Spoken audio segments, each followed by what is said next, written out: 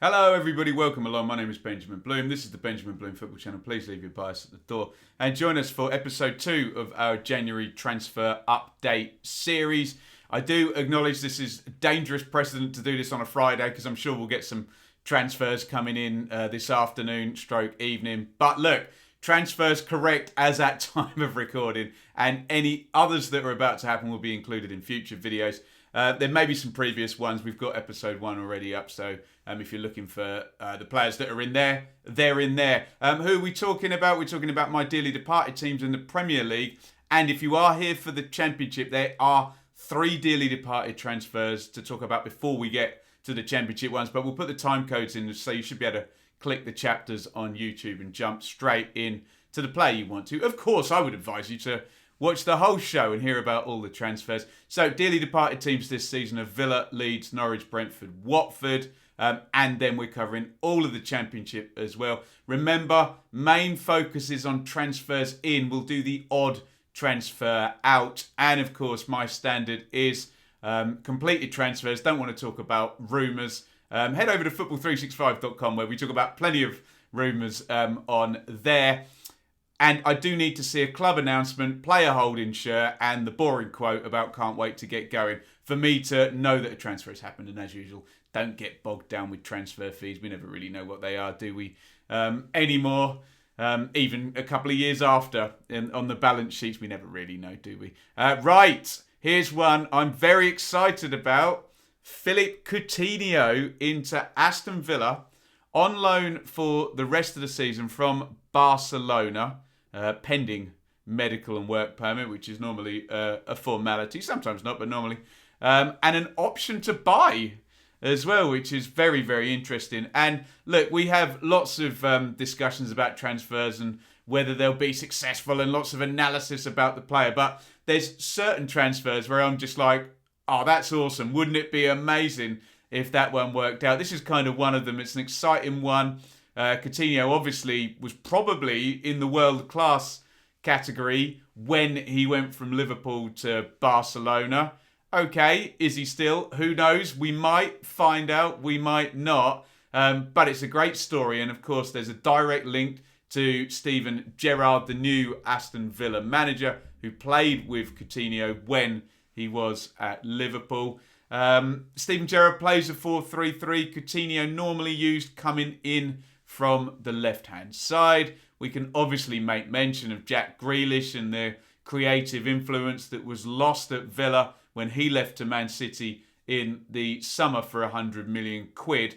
They've tried Emi Buendia down the left-hand side. There's Leon Bailey, there's El Ghazi, there's Trezeguet. Okay, some right-hand side players there. Bertrand Traore as well. But you would expect, if you're bringing in Coutinho, and the situation was that Barca had to get him off the books. They're in trouble financially and there's new rules in Spain, etc.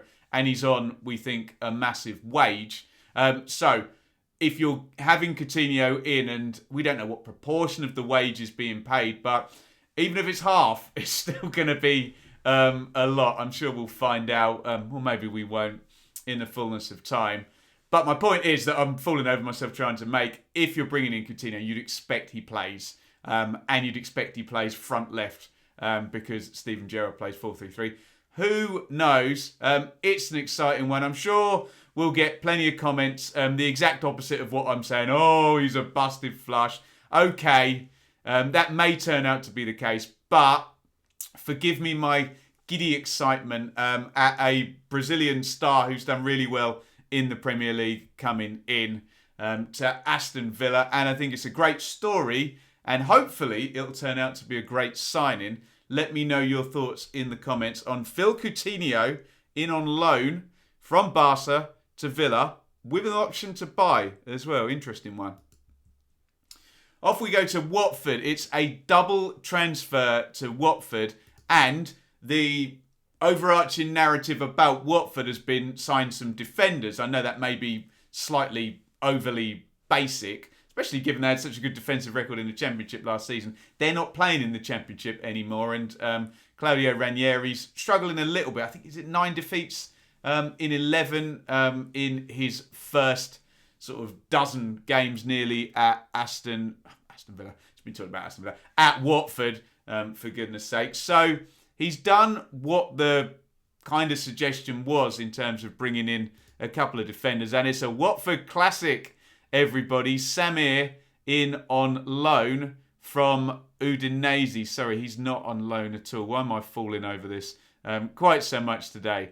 It's a permanent signing until 2025. In fact, Samir coming in from Udinese, 27 years old Brazilian centre-back. Why do I say it's a Watford classic? Because, of course, plenty of players go in between Udinese and Watford because of the ownership, and the Pozzos heavily linked and in control of both clubs. Don't get me wrong. Some people like to get very defensive about this. I'm not saying there's anything wrong with that. I'm just stating that is the fact. We see it with Manchester City. Their ownership has fingers in different pies. Nottingham Forest as well as a link over to Greece there. So not beyond the realms of possibility. I know some people don't like it. I'm not going to pass judgment. There's no law against owning two clubs at the moment and transferring players in between. And Watford need centre halves. I think Cathcart's there, Sierralta's there, Troost Ekong is there. They've all not really covered themselves in glory. And if you were to sit there and analyse Watford goals, you could point fingers. I know that's not necessarily the most helpful or healthy thing to do. But Samir comes in. I don't know whether he'll go straight into the first team or whether it's just competition or what the situation is there. But it certainly doesn't help Watford, or it doesn't harm Watford, in fact, to have more defenders at Claudio Ranieri's disposal. And before you get your comments in on that one, probably want to comment on both, because here is another defender into Watford. This is Hassan Kamara. We've had so many Camaras in the Premier League. Ivorian left-sided defender coming in from Nice. Another one signed until 2025, 27 years old. So fairly long-term view on both of those signings. I went to see Watford earlier in the season. To be fair, they were playing Liverpool and Mohamed Salah was functioning as the world's best player at that point. They played two left-backs and Salah still destroyed them. They played Rose and Messina. Messina, he wears 11 on his back, I think, doesn't he? Which always troubles me for a left-back. But Messina was the guy in the run that got them promoted. But perhaps this may be perceived as an upgrade. And there's certainly been plenty of conjecture that Danny Rose will not be playing for Watford again. That doesn't seem to have worked out well. So Hassan Kamara comes in. Is he the first choice? Is he the backup to Messina? We'll find out when Watford next play. But really interested to hear your thoughts. Does that improve Watford's options or first choice back four? Ergo, does that give them a better defence and improve their chances of staying up? Can players that come in January, don't give me the Vidic and Ever example, that's the outlier rather than the rule, but can players come in to a new country in a relegation fight in the middle of the season and make a difference? I hope so, for the sake of Watford, because it's a bit of a struggle at the moment.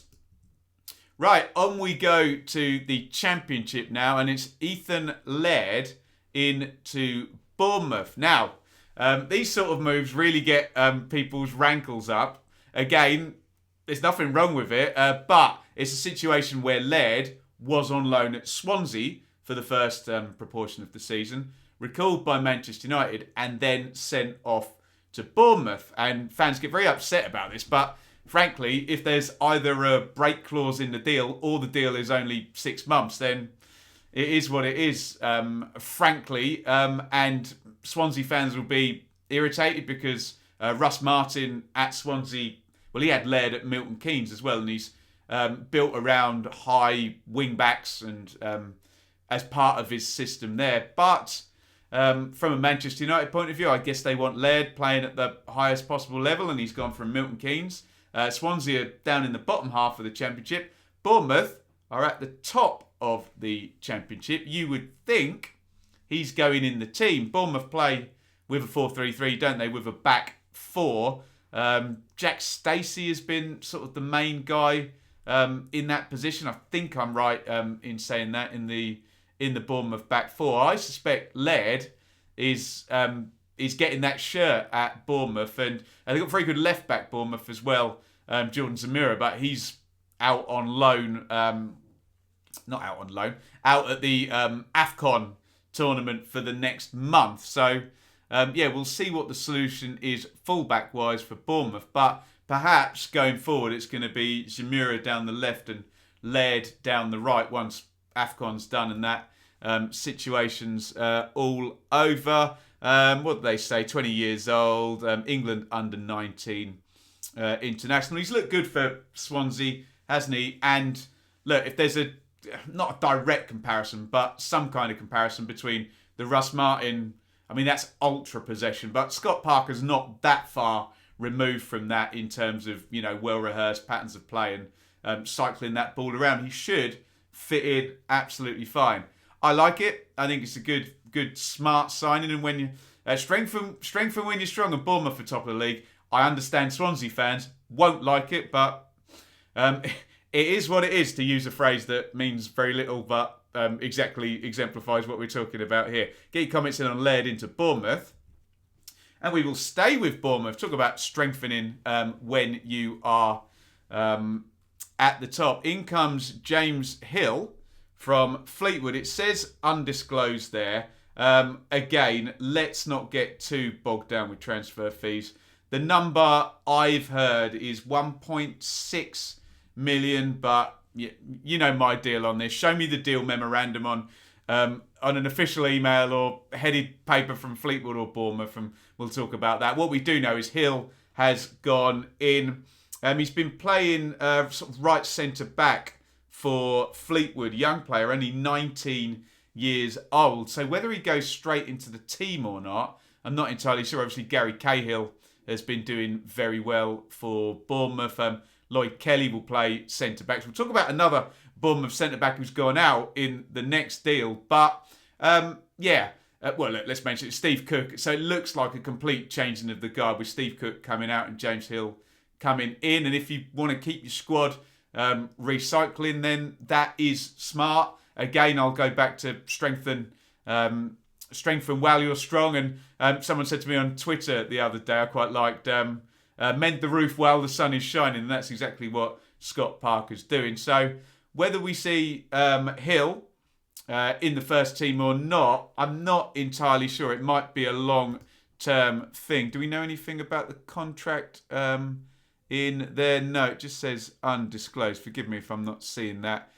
Glancing at the screen there. But if you're a Bournemouth fan, you're not going to be unhappy about a player coming in to shape the future. And look, if he trains amazingly well, and Gary Cahill's not going to be playing forever and a day, is he? And there's a chance to work his way in, then so be it. But I'm sure Bournemouth fans are perfectly happy with Cahill and Lloyd Kelly as a centre-back partnership, aren't they? So, give me your thoughts on James Hill going up from Fleetwood into a Bournemouth.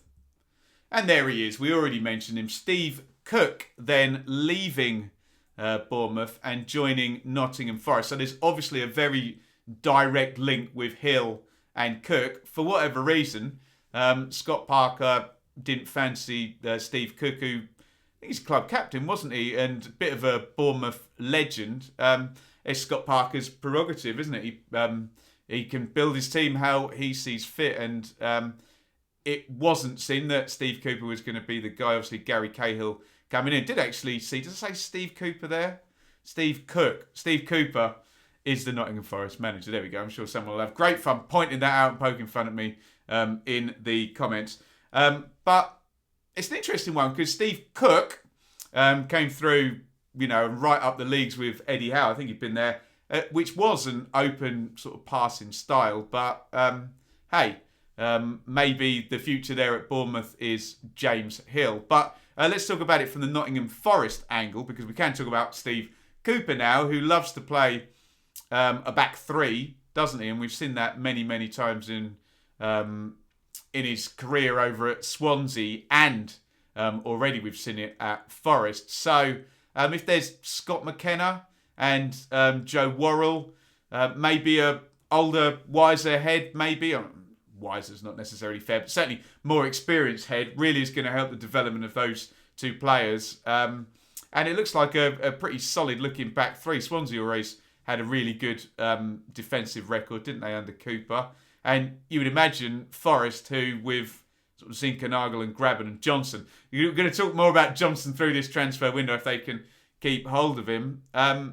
Look creative up front, and this adds some good stuff at the back. Lifted the title with Bournemouth in 14-15, played 42 times last season. He's only 30. He seems to have been around for about 15 years, doesn't he? So more power to Steve Cook. My opinion on the transfer is a bit of a no-brainer if you can get him. The wages are all right, particularly at centre-back. Experience, centre-back, goalkeeper, those sort of positions, maybe central midfield as well. Really, I'm sure we'll get arguments about physicality and this, that and the other, but experience can be 9/10 of the law, can't it, in those positions? And to take someone so experienced and so, literally, you could probably stick him in 1 hour after signing him without doing any training or any tactical stuff and he'd be absolutely fine, wouldn't he? So I think he'd do well for Forest, and I think it'll be good for Joe Worrell and Scott McKenna. There we go. How many times did I get Steve Cooper and Steve Cook mixed up in that last 5 minutes? Cook in for Forest. Get your comments in. Here is Aaron Connolly, who's gone in on loan from Brighton to Middlesbrough. And there we go. Who better than Chris Wilder to talk about this? There's some quotes there. He gives us pace and can finish up top. Gives us competition for the players around him. Now, it's this much vaunted stat that Middlesbrough are doing very well. They've got a good defensive record, haven't they? But they've got an underperformance if you look at the XG in terms of their finishing, which would kind of intimate that they need somebody to finish off the chances.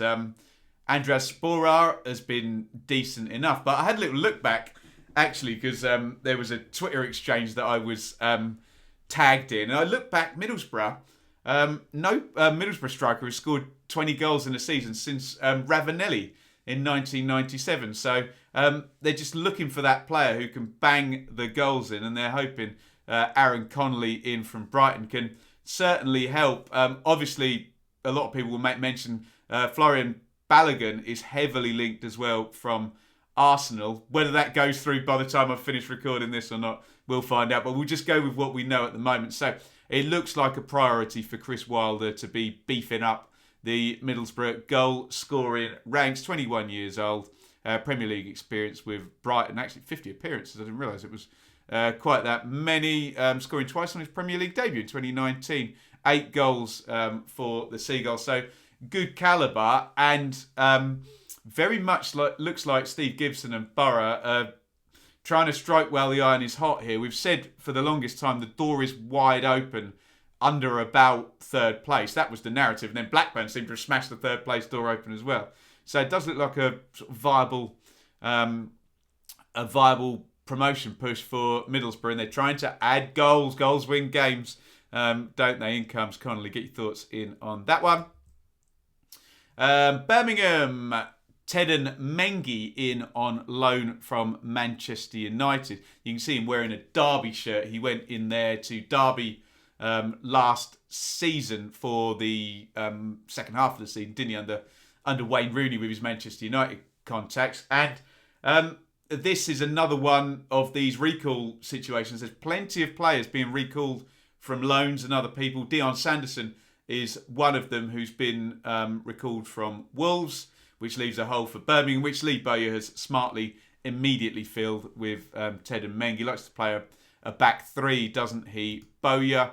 Mengi, England under 21 international. We've got an age for him, 19 years old. He's got, obviously, the calibre of coming through the Manchester United ranks and, training in that situation doesn't do any harm. Good experience going in at Derby last season, so he should be pretty much ready to go. I know the Blues fans liked Sanderson, so whether they see this as an upgrade or a downgrade, I don't know. You can tell me if you're a Birmingham fan in the chat, but they needed a body in that position. And Mengi, certainly highly rated. Can he do the job? Let me know your thoughts in the comments.